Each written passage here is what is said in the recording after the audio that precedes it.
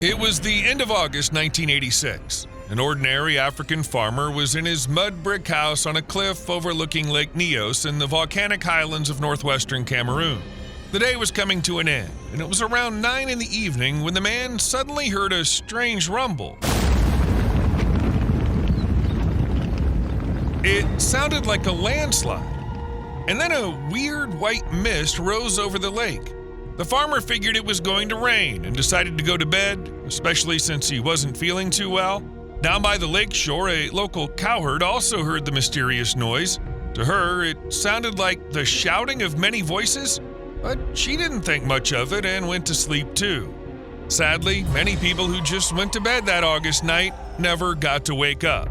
When the survivors came down to the lake the next morning, they found that its usually clear blue water had turned a dull red. There was an eerie silence. No birds, no insects. That night claimed 1,746 lives and 3,500 livestock. All those deaths, strange noises, and the change in water color ended up being linked in the most terrifying way.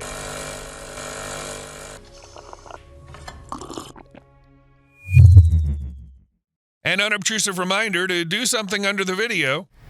Lake Nyos always seemed like just another ordinary body of water to the locals. Both farmers and nomadic herders in Cameroon knew Nyos as a big, calm blue lake. Nothing hinted at trouble until the evening of August 21st, 1986, when a loud rumble echoed over the water and a white cloud suddenly rose up. It quickly grew to 330 feet high and began flowing across the ground.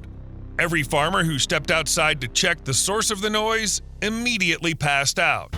The cloud moved through the valley, and people who found themselves in its path, at home, on the roads, or in fields, collapsed unconscious, and sometimes died after just a few breaths. In Nyos and Cam, the first villages hit by the cloud, everyone died except for 4 people on higher ground.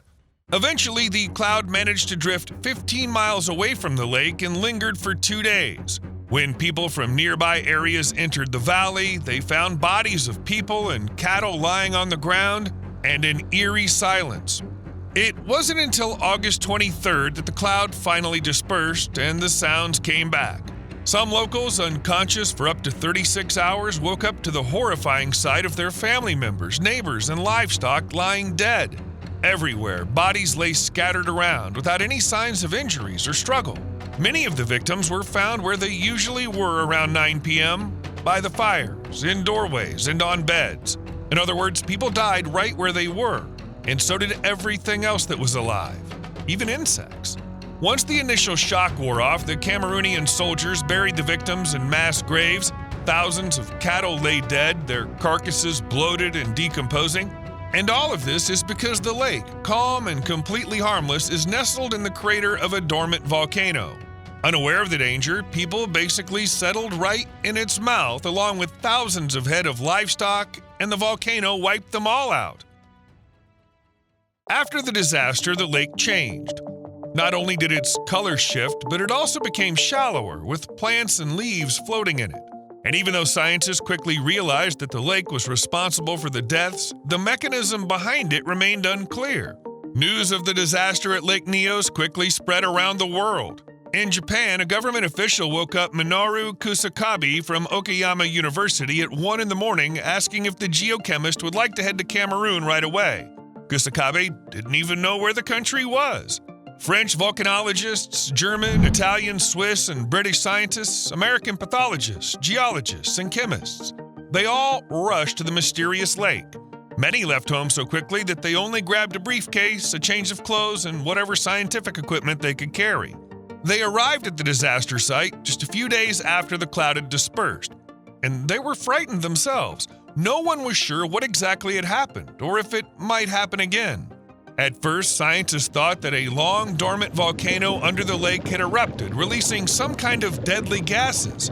But months and years later, researchers uncovered a monstrous, far more insidious geological disaster that was once thought to exist only in myths. But the most terrifying realization was this: the catastrophe could happen again at Nyos and at least one other nearby lake. It turned out that the deadly cloud rising over the lake was made up of carbon dioxide. This explained the heaviness of the cloud, since CO2 is heavier than air. When the CO2 concentration was 15% or less, people would lose consciousness and then come around. People breathing in more than 15% CO2 stopped breathing within minutes and died. Most of the time, carbon dioxide is harmless, quickly rising to the surface and dissipating through openings in the ground. Still, CO2 poisonings have happened throughout recorded history. Since the Roman Empire days, carbon dioxide released in volcanic central Italy has sometimes killed animals or people who wandered into low-lying areas where the gas had pooled. In Yellowstone National Park, grizzly bears met the same fate in a ravine known as Death Gulch. As for Lake Nyos, it looks like there really was an eruption that caused a sudden release of about 100,000 to 300,000 tons of carbon dioxide. It's quite possible that other volcanic gases were released along with the CO2, since some survivors mentioned a smell like gunpowder or rotten eggs. This suggests sulfur dioxide and hydrogen sulfide were in the air at levels you could smell. However, CO2 was the only gas found in the lake water samples, which means there was just a lot of it, and it's the one responsible for the mass death of people and animals. And this probably happened before. Local mythology suggests that people around Lake Nyos have long known the lake holds destruction within. Indeed, Cameroonian myths give a special place to lakes, which are said to be homes of ancestors and spirits. Some ethnic groups have a tradition of building houses near lakes only on higher ground, probably because of some shared memory of past catastrophes. And it seems those people survived the disaster. Those who showed up recently and didn't settle higher up died. But scientists couldn't agree right away on the reasons for the carbon dioxide release. Some thought a volcano eruption had released CO2 and blown up the lake. Others believed CO2 was slowly seeping into the lake and staying there. When the lake exploded, it let out the gas in a giant, deadly burp. Yeah, I'm seriously using the words deadly burp. Only after a few years did scientists finally settle the debate. After measuring the gas at the bottom of Lake Nyos, they found a layer rich in CO2, and the gas level was rising over time. So it meant the gas was leaking gradually down to the lake bed. Here's how it works. In Cameroon, there are weak spots in the Earth's crust where magma comes up from the mantle. It shoots up fast and straight, cutting a channel to the surface. If this channel breaks through, magma can spill out and form a cinder cone volcano. But if magma bumps into wet rock while rising, it blasts apart, creating a crater in the ground. Water fills those craters, turning them into lakes. At the bottom of each lake lies an old tube where magma first reached the surface, and if you trace that tube about 3 to 6 miles down, you'll find the magma. Pressure down there forces CO2 out, and it climbs up the channel into the lake. So these bubbles of carbon dioxide were rising from the bottom of Lake Nyos in a column. As they went up, they hit very cold water under huge pressure and slowly dissolved. But there were lots of these columns, and every bubble, as it dissolved, brought the lake closer to disaster. The process of carbon dioxide dissolving in the deep, cold water can go on for a long time, and the lake will stay calm all that while. But little by little, it'll get unstable. Year after year, decade after decade, the dissolving keeps going. And then comes the explosion. For this to happen, several factors need to come together. First, the lake has to be deep. When there's not much carbon dioxide dissolved in the water, even a small shake like wind can make the lake release that gas. But in deep lakes, the water column works like a cork in a bottle of champagne. Every 33 feet of water adds 1 atmosphere of pressure. So in a 330-foot lake, 10 atmospheres of pressure keep the gas trapped at the bottom. Secondly, the climate needs to be steady all year round, which is why exploding lakes are mostly found in the tropics. For example, Lake Superior in the United States fills up with gas until the season changes. Every fall, the surface of the lake cools down and gets denser, then the cold water sinks to the bottom. The gas-rich bottom water, on the other hand, rises, so the lake basically flips over and releases the gas. And most lakes do this trick at least once a year. But in places where it's warm all year round, the layers of the lake keep their temperature and position, and the gas can't escape naturally. However, there's a third factor. To break the gas layer, you need something like a landslide, an earthquake, or just too much gas. In Cameroon, all the right conditions for a lake explosion came together: magma releasing CO2 into deep lakes, a tropical climate, and a trigger. Something must have set off the buildup of carbon dioxide that night in August. One theory is that boulders falling into the lake set it off. Scientists noticed fresh landslide marks on a nearby cliff. Maybe that's the noise the farmer heard, the one that I mentioned at the very start of the video. By the way, on August 15, 1984, 2 years before the disaster at Neos, a weirdly similar incident happened at Manaun, a crater lake about 60 miles south of Neos. There, a large amount of carbon dioxide was also suddenly released, killing 37 people. At first, the deaths were unexplained, but the investigation and a similar event 2 years later at Lake Neos gave a simple and clear explanation. No mysticism, no foul play. Just like with Lake Neos, a few people said they heard a loud noise and that the whitish smoke-like cloud had a bitter and sour smell. In short, a familiar scene. Only the volume of the release was smaller, so the consequences were less terrible too.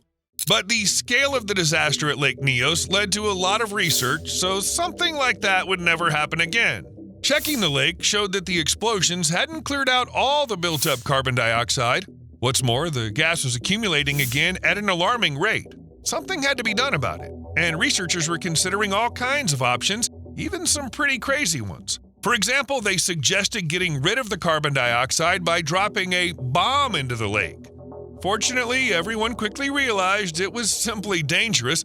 The bomb could have blown out one of the crater walls and caused flooding. They also suggested dumping a bunch of lime to neutralize the gas and digging tunnels at the lake bottom to drain the gas-filled waters. All of that turned out to be too expensive. In the end, they settled on a low-tech solution, laying a pipe.